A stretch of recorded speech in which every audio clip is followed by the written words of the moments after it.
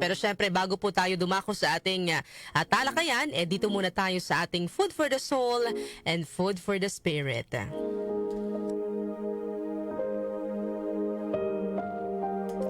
Ang aking pong kwentong ibabahagi sa inyo ngayong araw ay tungkol po sa footprints in the sand.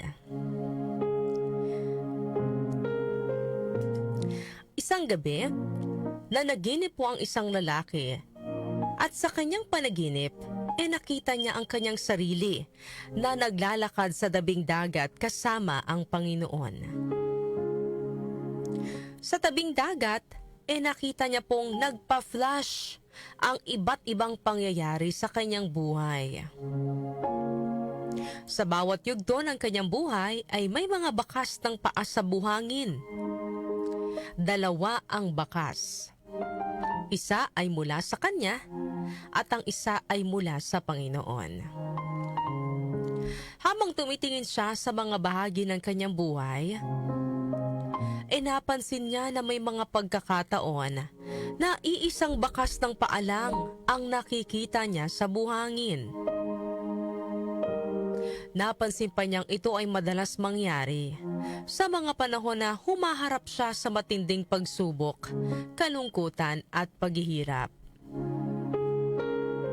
Nalungkot at nagtaka siya, kaya tinanong niya ang Panginoon.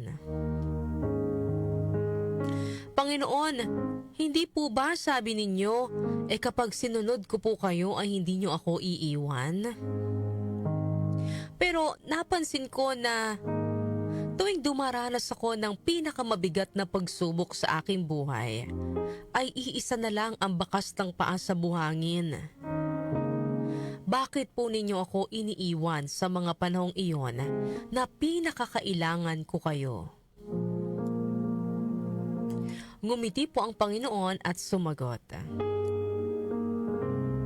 Anak, hindi kita kailanman iniwan. Kapag nakikita mong iisa ang bakas ng paa sa buhangin, iyon ang panahong buhat-buhat kita.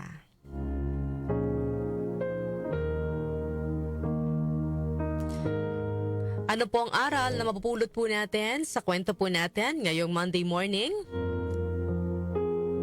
Ang kwento po na Footprints in the Sand ay isang paalala sa ating buhay na walang pag-ibig, na walang hanggan ang pag-ibig, katapatan at presensya po ng Diyos sa ating buhay.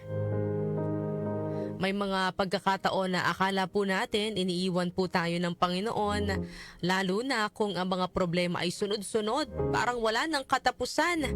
Minsan, mapapatanong tayo, mapapaisip kung pinabayaan na ba tayo ng Panginoon. Ngunit ang katotohanan mga kanyusik hindi niya tayo kailanman pinababayaan. Tulad po ng ipinakita niya sa kwento, ang mga sandaling may iisang bakas ng paa sa buhangin ay patunay ng pag-aaruga po ng Diyos sa atin. Sa mga oras ng ating kahinaan, siya mismo ang bumubuhat sa atin upang hindi tayo tuluyang bumagsak.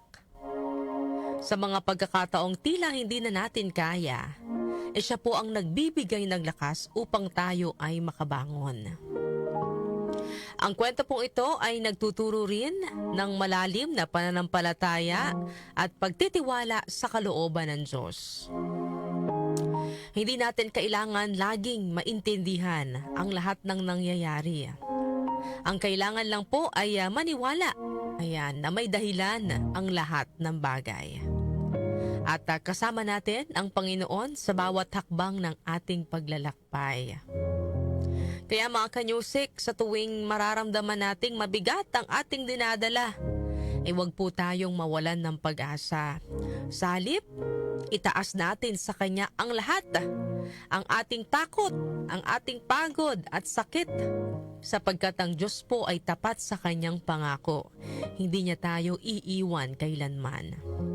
Sa bawat unos, siya ang ating sandigan, siya ang ating gabay, ating lakas, at ang ating pag-asa.